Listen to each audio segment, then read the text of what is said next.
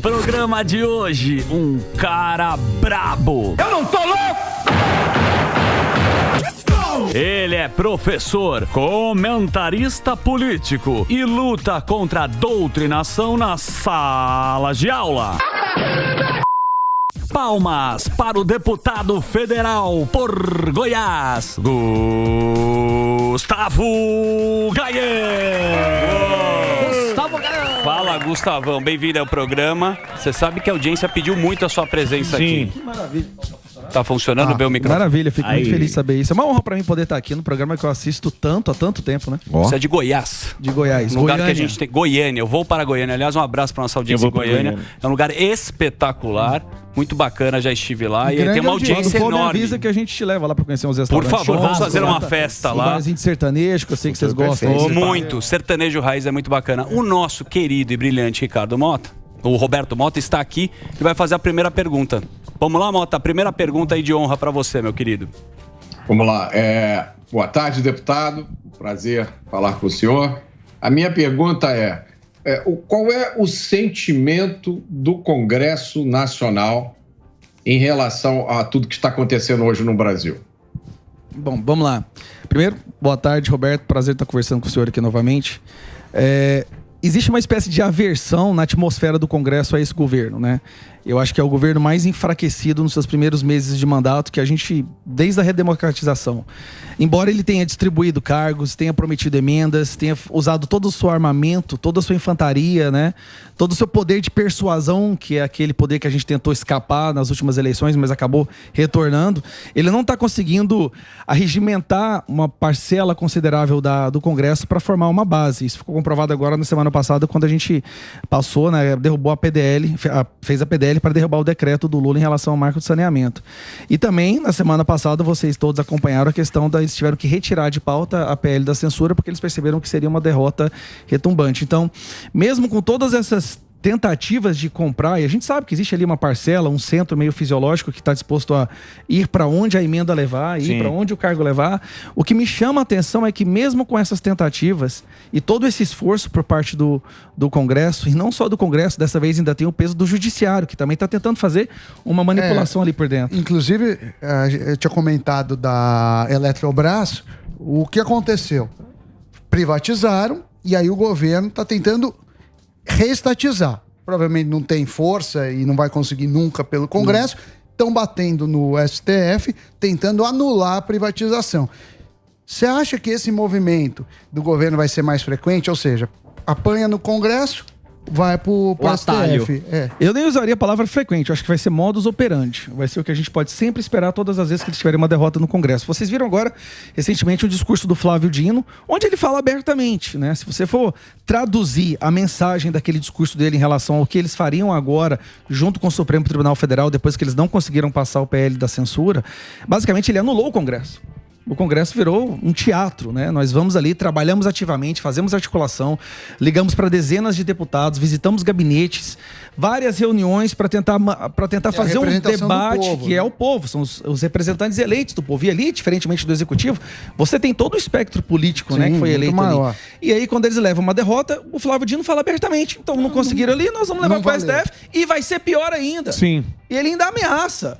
Então aí eu fico perguntando assim, isso pra mim não é um discurso antidemocrático? Total. Você tá basicamente dizendo que vai anular um dos poderes? Autoritário, digamos. Mas você acha que vai passar? Desculpa, isso daí não vai passar, né? Isso aqui A atmosfera lá agora é de rejeição completa. Eu acho que por mais que tenha tido todo um esforço coordenado por parte da extrema imprensa brasileira, né, de alguns doutrinadores do sistema de educação, da lacrosfera, do governo dando emenda e dinheiro e cargo, a sensação que eu tenho é que todo mundo percebeu que isso, se passar, vai ser o fim do que resta de democracia no Brasil. Então, a sensação que eu tenho, a impressão que eu tenho lá hoje é que o termômetro está dizendo que não passa. E você fala, e você já tomou muita porrada, né, meu? Já teve rede também que saiu do ar. Já é o rei da fake news. Na CPI, de acordo com o Renan Calheiros, né, eu sou o segundo lugar das fake news. O primeiro é o Alexandre Garcia. Você é o príncipe. É, o príncipe, eu brinco com ele, Alexandre Garcia. Ô, Gustavo, agora você... Deixa o Beta. Perdão. Não, eu ia falar exatamente nisso, porque na eleição passada, uma das pautas, inclusive para o Senado, era que tivesse senadores dispostos a protocolar impeachments de ministros do STF por tudo isso que eles estão fazendo. Você acha que isso é possível? Com a formação do Senado hoje, eu acho que não, isso não é possível, né? Nós temos ali um presidente do Senado que conseguiu, e todos nós sabemos como ele conseguiu, ser reeleito, apesar da mobilização nacional nunca vista antes, acho que foi quase como um terceiro turno, e eu participei ativamente disso daí também. Estou apanhando muito por conta disso, né? Processo, senadores querendo derrubar o meu mandato, porque eu tentei mobilizar a população para a importância da gente conquistar a presidência do Senado. Mas, infelizmente, Rodrigo Pacheco se reelegeu, e com ele na presidência, qualquer tentativa de um impeachment de um ministro do STF não prospera, não terá a menor chance de prosperar. Então, talvez nós teremos que esperar ou uma PL, ou uma PEC que mude, que coloque um mandato, né, para ministros do STF, altere as regras, inclusive, de escolha, ou nós teremos que esperar 2026 para a nova eleição para senadores, onde serão 2, né? Ô, Gustavo, agora como você enxerga aí a oposição, né? Porque a gente vê a direita, principalmente, como cada um por si, assim. Um querendo ser mais direito que a outro, um mais limpinho, o outro mais de uma maneira que a gente não entende, outros mais midiáticos. Como que está sendo a articulação dentro da direita, dentro da oposição, para se fortalecer em casos como esse? Eu não posso eu não tenho parâmetro de comparação, porque eu não estava dentro do Congresso na legislatura passada. Sim. Eu acompanhava por fora, pelas redes sociais, mas a impressão que eu tenho, que eu converso com quem está no seu segundo ou terceiro mandato, é que a direita amadureceu bastante agora nesse período, né? A gente aprendeu a trabalhar juntos, articulando, ninguém toma decisões grandes sem antes conversar com seus pares. Nós temos ali reuniões periódicas, onde a gente decide como que a gente vai lidar com aquela semana, quais pautas são perigosas, o que a gente deve reforçar, onde está a fraqueza do governo. E o Carlos Jordi, inclusive como líder do PL agora, está fazendo um excelente trabalho. Ele está todos os dias lembrando as pessoas de fazer, por exemplo, registrar para marcar breves comunicados. Vocês devem ter reparado que agora vocês estão vendo pessoas de direita muito mais frequentemente na tribuna falando. Sim. Né? Na legislatura passada, a esquerda dominava aquilo lá por completo. De vez em quando, nós víamos um dos representantes da direita subir na tribuna. Agora nós estamos dominando aquele cenário. A bancada é enorme também. A bancada é enorme. Nós estamos de olho. Tem celular. O despertador toca todas as vezes 1 minuto antes do momento de você fazer o registro dos breves comunicados. Todo mundo está lá disputando quem vai ficar em primeiro lugar, segundo, no sentido assim, cronológico, né? Porque é na hora que você faz o registro.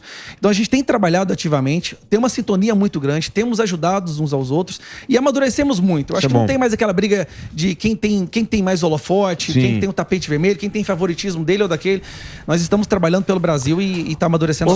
Ô Gu, deixa eu te fazer uma pergunta. Que intimidade é essa? Desculpa, deputado Gu. Pegando a última resposta da explicação do Mota, qualquer imbecil sabe que é humanamente impossível, como ele explicou, um país brigar com o Google. Só que eles estão tentando essa briga. Você acha que é burrice, inocência ou mostrar que os caras são poderosos?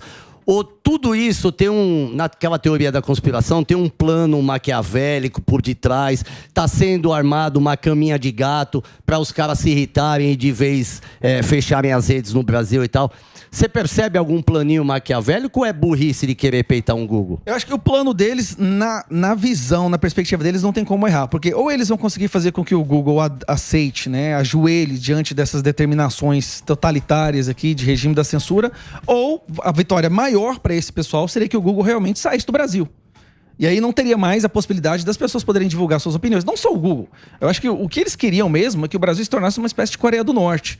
Cuba, sem plataforma de redes sociais, sem a possibilidade da população, do povo comum poder ir lá de falar suas opiniões, combater as mentiras do sistema ou se posicionar politicamente. Isso é um plano, então? Eu acho que o plano deles é conseguir controlar as plataformas. Mas se elas se retirassem do Brasil, seria uma vitória ideal para eles. Eles não teriam mais que ficar disputando mas não com vai pessoas sair, falando a verdade. O Google vai sair do Brasil. A gente tá na Rússia. Eu não duvido de nada. Na China. Sair na Rússia. Na China nem YouTube, tem uma plataforma deles própria, do governo, mas olha só, isso é um caminho China são 1,5 bilhões de pessoas, tem uma representação na economia do Google muito maior que o Brasil, e o Google decidiu sair, certo? Verdade. Aqui no Brasil nós representamos o quê? 4% do faturamento total do Google? Talvez em 4%? E o que eles perderiam, por exemplo, em ter que monetizar, como essa PL da censura, que na verdade é para jogar dinheiro nos cofres da grande imprensa, da Globo, e você sabe, né? O que eles perderiam com isso? Mais processos que eles teriam que responder. Então eles fazem um cálculo. Não, explica isso, é interessante, o Sam pode complementar. Esse dinheiro que vai para onde, né? Porque tem a monetização, correto? E tem os veículos de imprensa. Como é que funciona isso daí? Por exemplo, se eu tô gravando um vídeo ou eu publico no meu Instagram um trecho de um artigo de um repórter qualquer, da Globo, qualquer, para comentar sobre esse artigo, que é o que se faz muito, certo? Basicamente, esse jornal ou esse jornalista deveria ser remunerado por isso. Só que se você publica no seu Instagram, você não está monetizando ali. Não tem monetização nenhuma. Então, a plataforma teria que pagar, no caso a Meta, né? Ela teria que pagar o jornalista ou a empresa sem receber nada por aquilo. Então ia aumentar muito não fecha a conta, não fecha a conta. Ou eles tornariam todas as plataformas pagas. Eles têm que cobrar uma assinatura grande para Plano premium. Aí você teria que assinar para ter Instagram. Ou vai ter propaganda em tudo. O pior, eles teriam que aumentar muito o preço de divulgação, né? Sim. Que é o AdSense, ou essas divulgações que você faz nas redes sociais. Aí o que isso acontece? Isso acaba com o pequeno empreendedor. Aquele cara que tem uma lojinha de consertar bicicleta, que a única possibilidade dele divulgar o trabalho dele é colocando ali R$100 por mês no Meta, por exemplo. Nunca vai ter, ele não vai ter condição dinheiro mais. Pra pôr, não vai ter. Ele fala isso porque você pega a publicidade e você anuncia R$100 para divulgar o que você está falando. R$100 que ele anunciava vai ter que virar R$1.000. Ele não vai ter condição. Então você vai excluir o pequeno empresário. Gustavo, falando em economia, Goiás é um estado com um agro muito forte. E a gente sabe que uma das bandeiras do governo atual é brigar com o agro. Pelo menos do Lula 3. No Lula 1, Lula 2 não era. Mas agora... Tá. E eu queria saber o que vocês estão fazendo para tentar ter pautas que interessam a economia, principalmente o agro, e aproveitar que muita gente está perguntando se você será o prefeito de Goiânia. Na tela. Na primeira pergunta, eu acho que uma das propostas que talvez ela, por ter sido muito... Eu vou usar a palavra agressiva aqui, porque pro senso comum, às vezes, é agressivo. Você fala assim, não, eu quero criminalizar o MST. Eu falo nesse sentido porque para boa parte do parlamento, isso é muito agressivo. Porque eles ainda têm uma visão de MST movimento social, movimento de distribuição de riqueza, o que a gente sabe que é mentira, é um grupo terrorista. Então eu entrei com a PL agora, que basicamente é assim, qualquer pessoa que participar de invasão de propriedade privada, ela perde o direito de participar de qualquer programa do governo. Então a pessoa, ela invadiu uma propriedade privada, ela não pode mais... Perdeu o Bolsa Família. Perdeu o Bolsa Família, perdeu a possibilidade de receber títulos de terra e qualquer outro programa assistencialista do governo. A ideia é muito mais fácil de aprovar um projeto assim, porque ele não é considerado, de novo, aquela palavra agressivo pela parte do centro do Congresso, dos deputados, mas ela é uma coisa difícil de você ir contra. Não, peraí, se a pessoa comete um crime ou participa de um grupo que comete crimes, ela não pode ser beneficiária de programas sociais.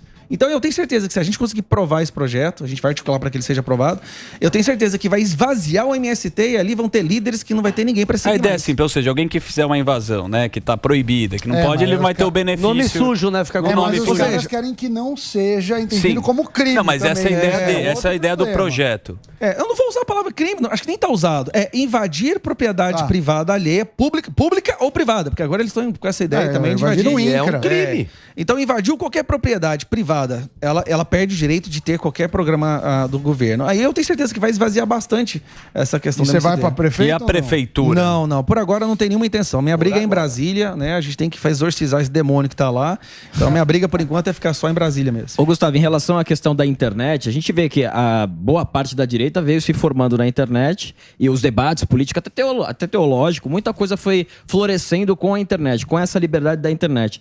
E eu ia te perguntar exatamente isso. Você acha que o medo deles é por conta do alcance de acabar com as falácias da esquerda e também da doutrinação nas escolas? Porque se você falasse isso antigamente, você era um conspiracionista. Só que com os vídeos de você vendo o professor realmente, material escolar, você tem pai, você tem mãe fazendo na hora o que está acontecendo, isso também acaba quebrando uma grande cortina de que eles falavam, não, isso aí não existe. A internet, ela veio com isso. Você acha que tudo isso de querer cercear a internet é por conta disso, que a verdade na internet acaba aparecendo, e também a tua opinião da doutrinação nas escolas? Sem a menor sombra de dúvida, André. O motivo deles estarem tão desesperados para acabar com a possibilidade das pessoas se posicionarem na internet é porque o posicionamento das pessoas mostra o quanto eles têm mentido ao longo das últimas décadas, mostra que a população não está aceitando essas premissas desse pensamento progressista, essa inversão de valores que eles estão querendo enfiar a goela abaixo.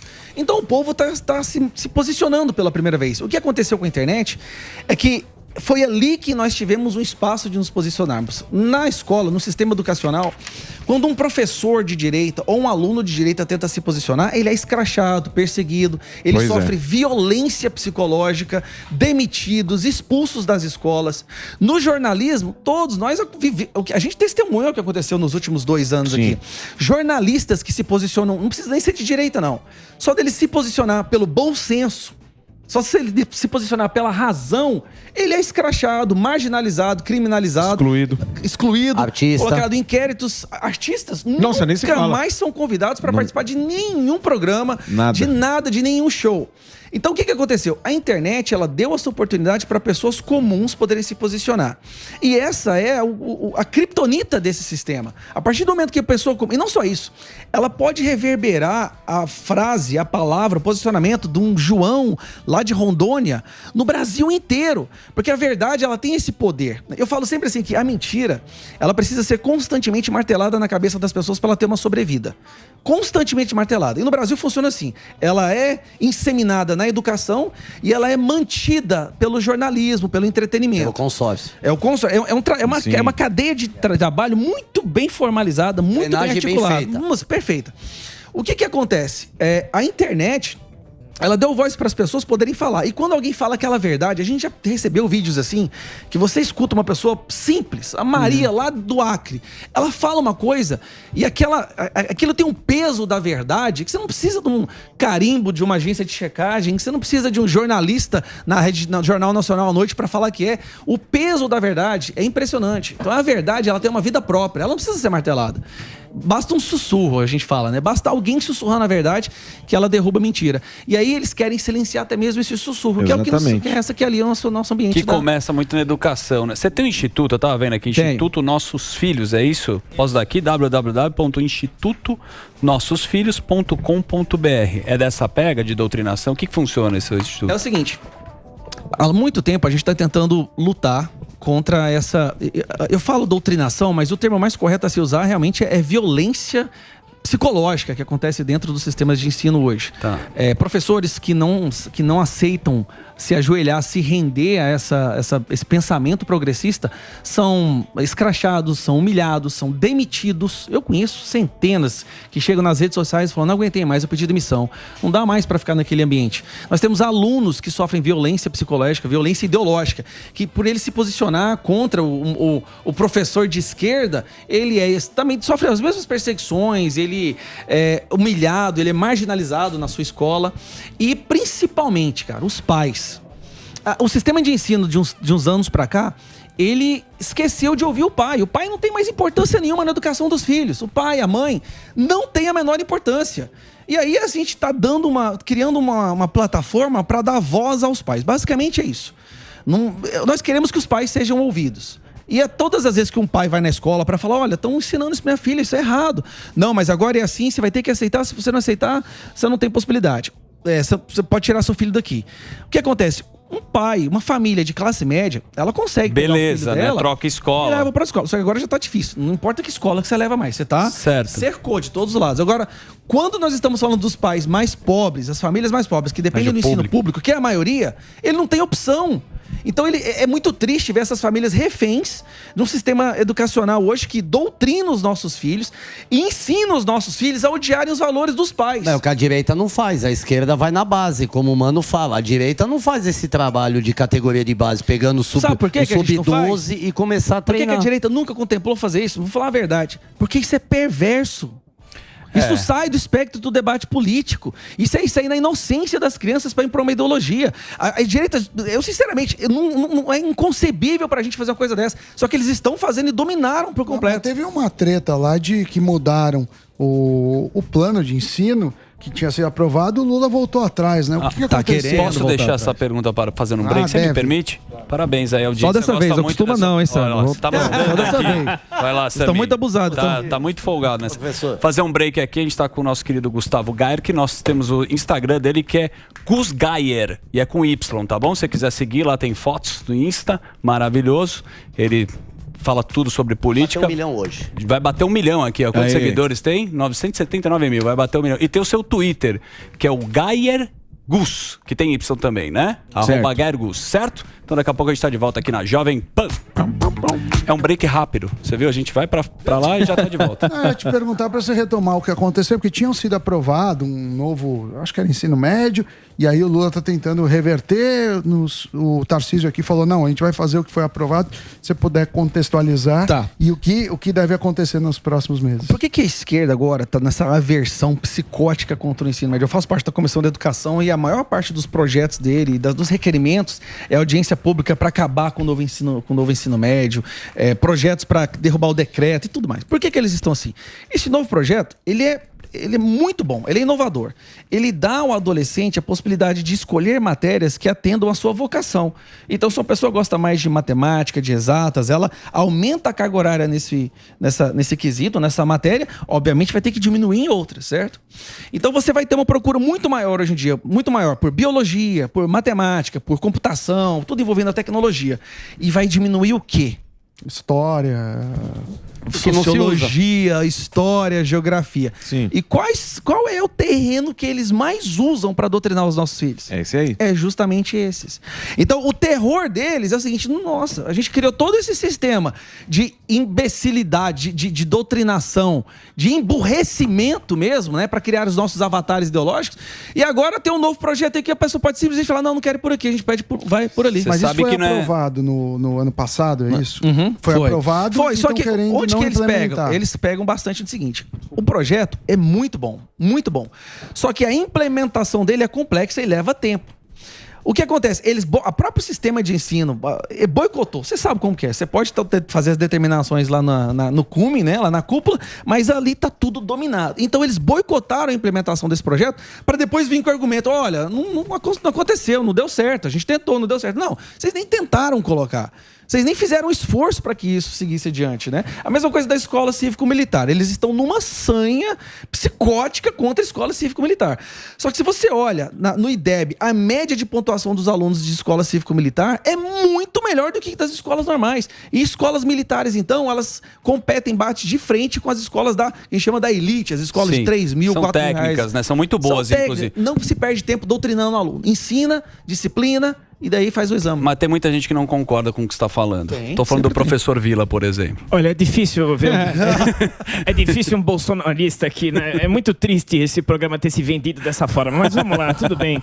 Eu quero fazer uma pergunta pro senhor a respeito de Bolsonaro, que é um mito, né? Agora tá com medo, chora em entrevista. Daqui a pouco todos os senhores vão estar assim, né? Chorando, tudo triste. E eu queria saber de Bolsonaro. Ele deve ser o próximo presidente, que vocês amam ele, tem tatuagem na coxa e tudo tal. Agora, eu quero ver se, na sua opinião, tem que ser outro ou tem que ser o Bolsonaro. Mas a verdade é claro, e eu digo claramente pra vocês, e tal, o próximo presidente do Brasil é Felipe Neto. Pode ir. Tatuagem na coisa. Eu sei que tava enfiando a cabeça ali embaixo do banheiro na hora que eu fui lá, né? Pode falar. Agora... Não, senhor. Mas faz a pergunta de novo. Olha lá, tá vendo? Você acha que o bolsonarista não pensa direito lá, não consegue. Vamos lá. Por enquanto, querendo ou não, a pessoa que conseguiu despertar esse cunho da direita, qual a melhor palavra para dizer? Essa motivação em se posicionar, em lutar pelo Brasil, ele reacendeu esse patriotismo, é inegável, é o Bolsonaro. Ele é ainda a liderança, a maior liderança que nós temos à direita, ele é a ponta da lança que conseguiu atravessar aquele véu que até então era intransponível, né? Que muitas pessoas haviam até desistido da política. Pessoas boas nem cogitavam a hipótese de entrar para a política mais. Porque não, aquilo lá tá perdido, é um lamaçal, é uma porcaria, eu não quero mexer com aquilo. O Bolsonaro ele conseguiu atravessar e perfurar essa malha e esse orifício que foi criado e onde todos os outros entraram. E a gente ainda vê ele como a nossa liderança. Eu espero sim que ele venha a ser candidato em 2026. Talvez antes, eu não sei se acontece porque no Brasil não tem Constituição, não tem regra mais, né? Eu acho que esse governo não chega até o final do ano, para ser sincero. Pelo menos essa é a sensação que eu tenho lá no Congresso. Só até o final do ano? Eu acho que não chega. Ele não chega. Porque do jeito que ele tá indo, que nem eu falei no início aqui, até mesmo aquela parte promíscua do Congresso não quer se aproximar a ele.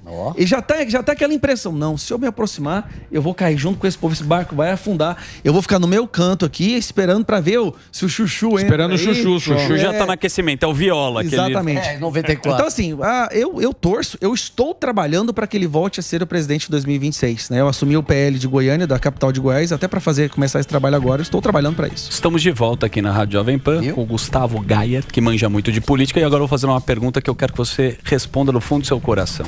Uma das críticas que a gente tem da esquerda é se perpetuar no poder. O Lula está muito tempo lá e dificilmente ele toca a bola. Quando ele toca a bola, ele toca meio errado. Ele toca pro cara errar, né? Ele não faz nenhum outro nome. De fato, o Bolsonaro tem esse capital político, fez muita coisa, mas ele também está na reeleição. Você é a favor de reeleição e a gente não vai criar novos nomes para a direita, como você está falando, porque você já escolheu o capitão aqui. Vamos lá, nós já temos novos nomes. Vamos falar da esquerda. Tarcísio é um cara legal, o Vamos falar Zé da é um cara esquerda. bacana. Tira o Lula do mapa, tira o Lula do tabuleiro. Qual outra figura hoje teria relevância na esquerda para poder arregimentar todo o pessoal progressista do Brasil hoje? O Boulos Glaze. O Boulos vem aí, Chuchu. Pode ser que em São Paulo o Boulos tenha alguma relevância, mas nacionalmente não. Isso é verdade. Não tem, nacional não tem. Não se surpreendam. A própria Janja tá se preparando. Já tem até biografia. Não, mas deixa ele concluir, é Esbanjanja. bom. A esbanjanja. Bom, tirando o Lula, sinceramente, quando o Lula se for, no tempo de Deus, eu acho dificilmente que surja uma pessoa, porque ele foi extremamente centralizador. A veia autoritária dele não é só na questão de dominação do Estado, não. É dentro do partido. É dentro do protagonismo da esquerda. Ele não deixa ninguém. Qualquer pessoa que começa a sobressair demais, de repente o avião dessa pessoa cai e ninguém sabe o que aconteceu. Do lado de lá, o Bolsonaro faz questão de levantar as pessoas que estão tomando protagonismo. O Bolsonaro faz questão de ir lá e apoiar. Olha só o Nicolas hoje. Olha o que ele fez com o Tarcísio.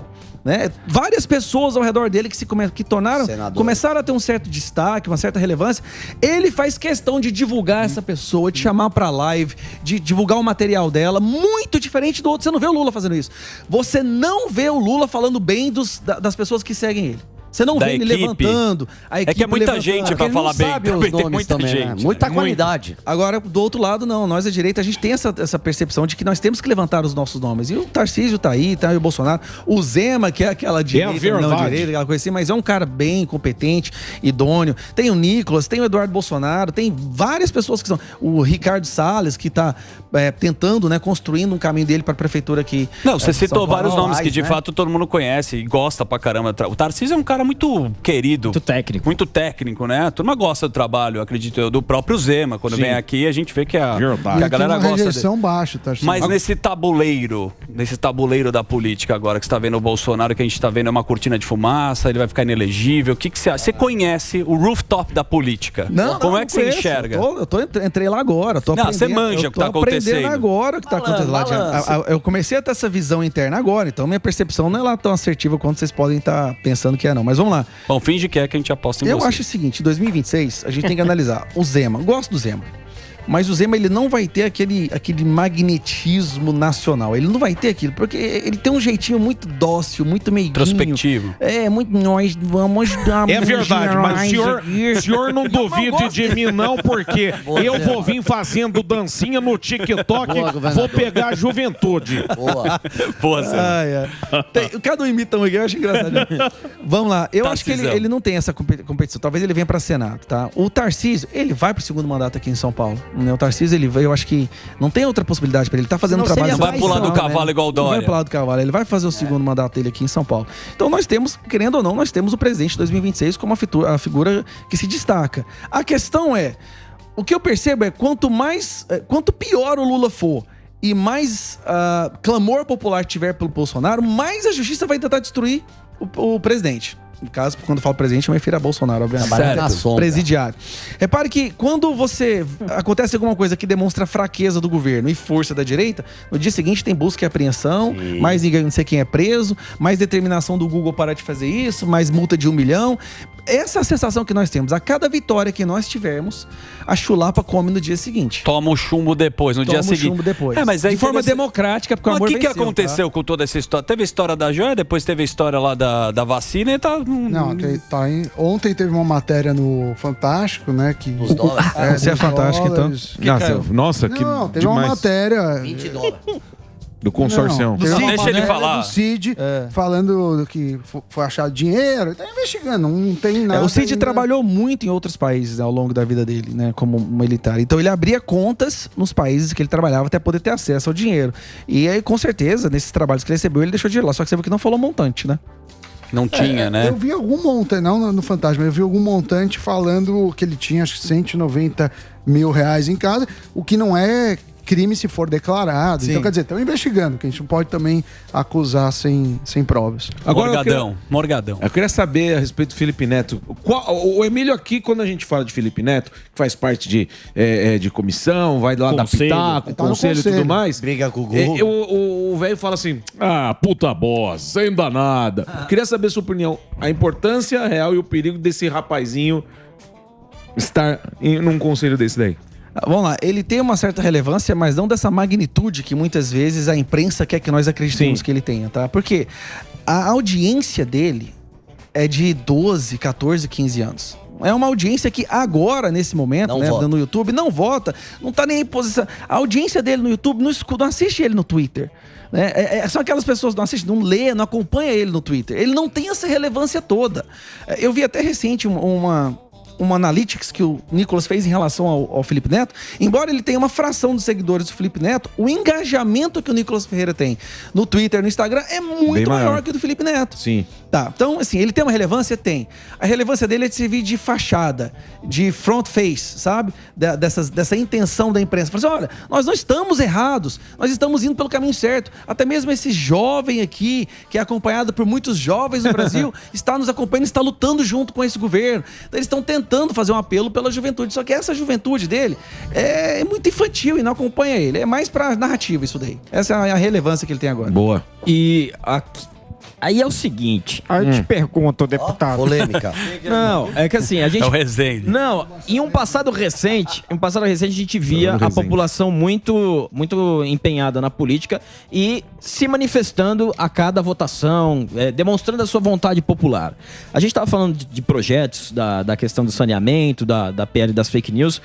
Você acredita que haverá um momento que alguém vai ter que chamar o povo para manifestação de novo nas ruas? Porque essa questão da PL, por exemplo, se fosse votada na questão do Supremo e ignorasse completamente o plenário, você acredita que essa seria uma possível volta à manifestação popular? E você acha que não está tendo pelas pessoas com medo do que aconteceu do 8 de janeiro? Eu acho que o 8 de janeiro foi fabricado justamente pensando nisso. Veja comigo, nós estávamos tendo as maiores manifestações da história em apoio a um presidente. A gente está acostumado com manifestações gigantescas quando é para tirar um presidente, quando a situação está horrível, certo? Lá a gente lembra de 2013, 14, 15, 16. Verdade. E nós estávamos tendo manifestações recorde de apoio. Em número de apoio, em apoio a um presidente, tá? Agora você imagina esse governo tendo que governar, tendo sido eleito de uma forma que muitos consideram como sendo ilegítimo, né? O TSE impedindo o candidato adversário de fazer campanha, de fazer lives, de usar discursos, né? Então, proibindo ele de usar trechos de gravação do adversário, onde ele admitia que era a favor do aborto, que era a favor da legalização das drogas, que a pandemia foi um presente da natureza. Então, nós somos proibidos de usar falas do outro candidato, enquanto lá de lá podia usar genocida de cá. Então, você imagina um governo desse que é eleito, sabendo que a rejeição dele é recorde na história de uma eleição, sabendo que a população não está junto com ele, e aí sabendo que a população contrária a ele está acostumada a ir para as ruas. Ele não dura. Eles sabiam naquele momento, cara, se a gente for tentar governar o Brasil e todo domingo a gente tiver uma manifestação desse pela nível força aqui, e na Paulista, a gente não chega nem a gente não coloca nem o nosso pau mandado no STF, que seria em junho, né?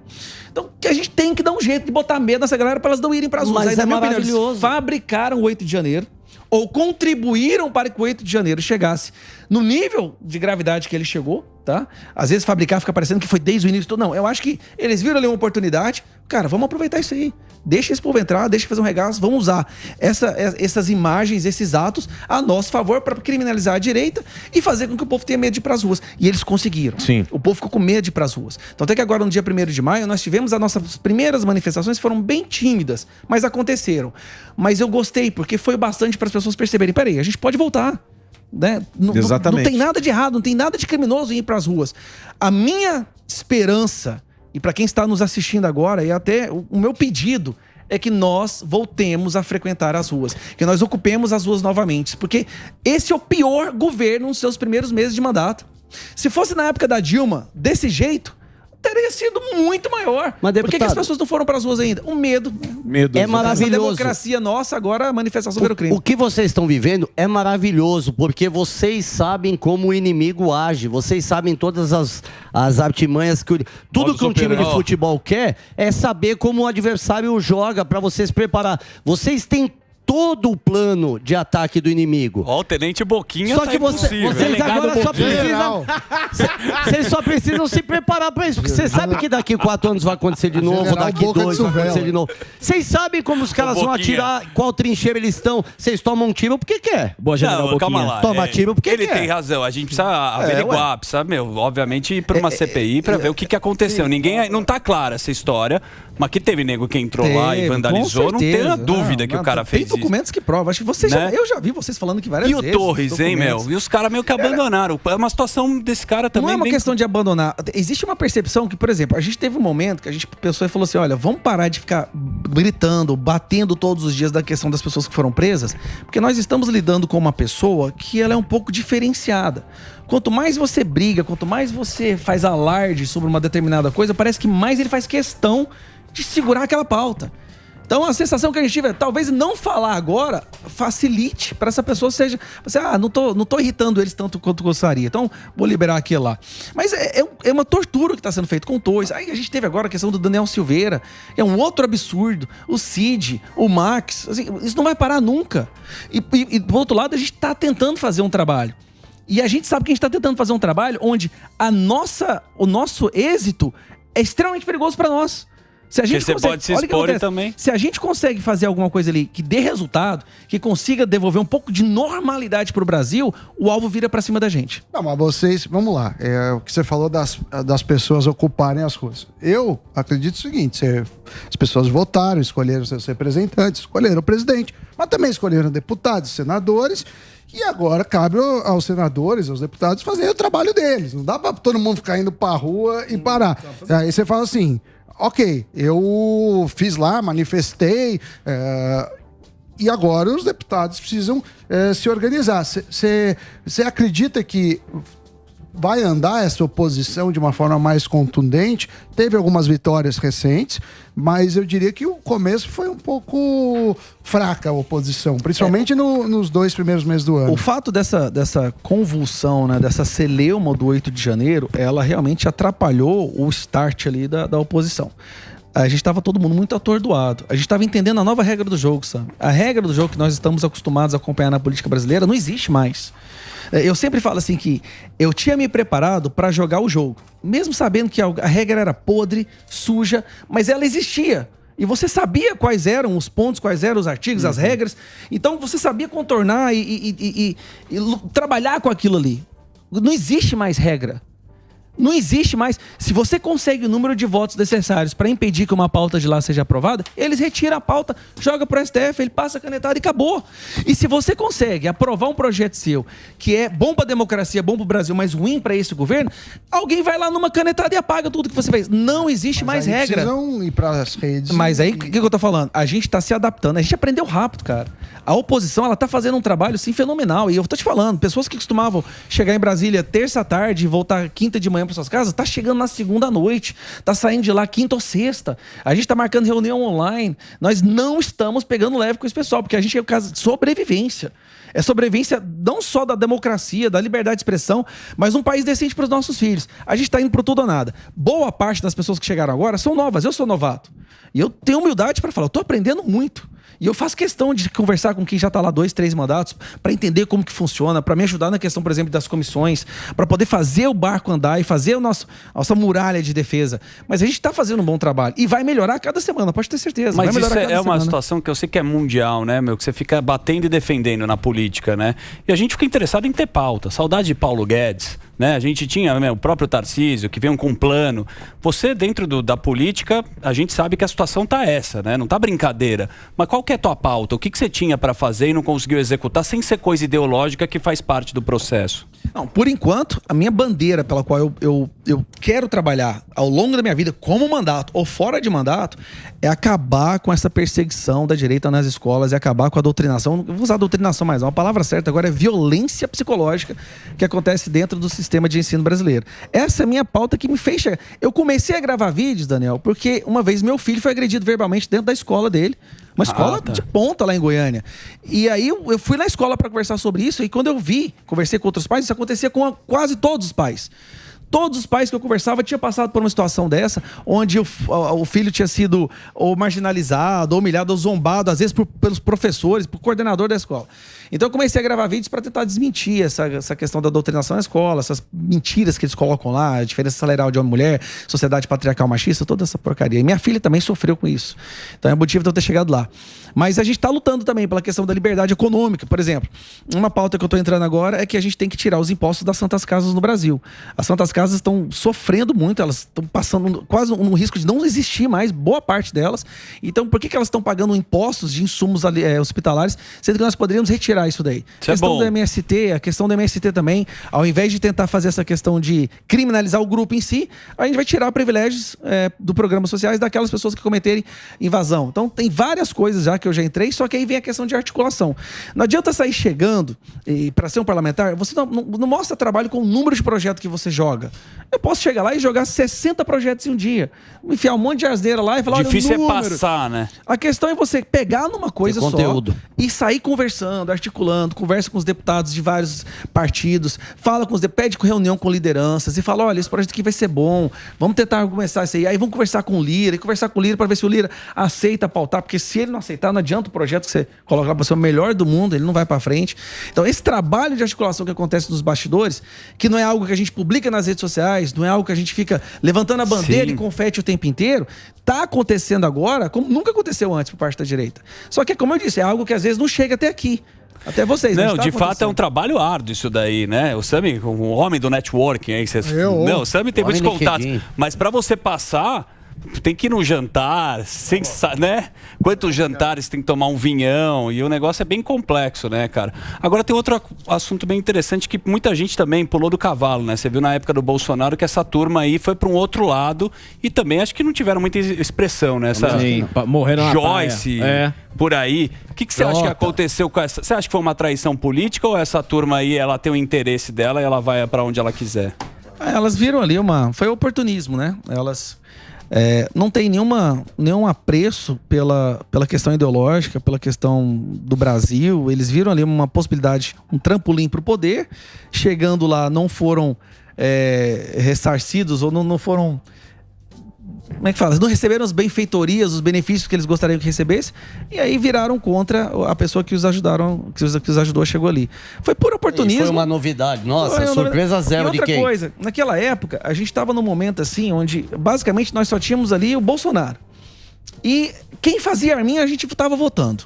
Mas foi uma maturidade total. Eu votei em pessoas do meu estado, o delegado Valdir, não sei se você sabe quem é, que depois xingou o Bolsonaro e saiu fazendo um escarcéu aí.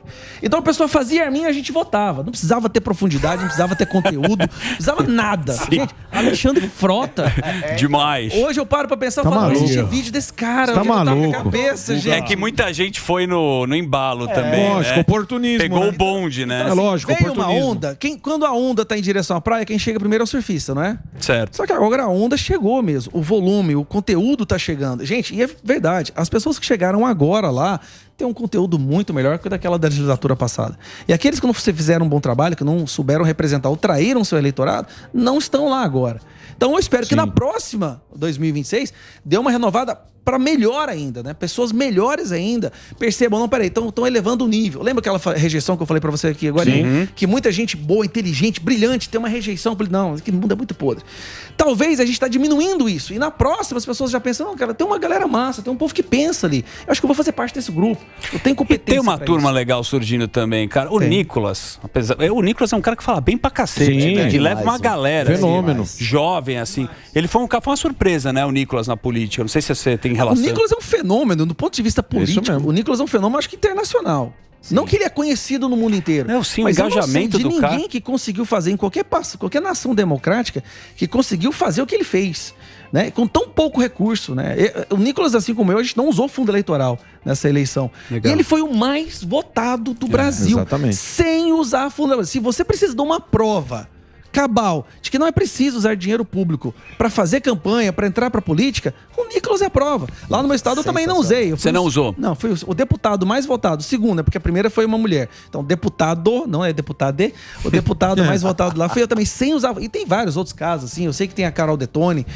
Eu não lembro de todos, então não vou começar a falar. Mas muita gente da direita defende assim, tem que usar, porque senão, o sistema... Senão o sistema, senão não dá para brigar. Você é contra o uso ou você...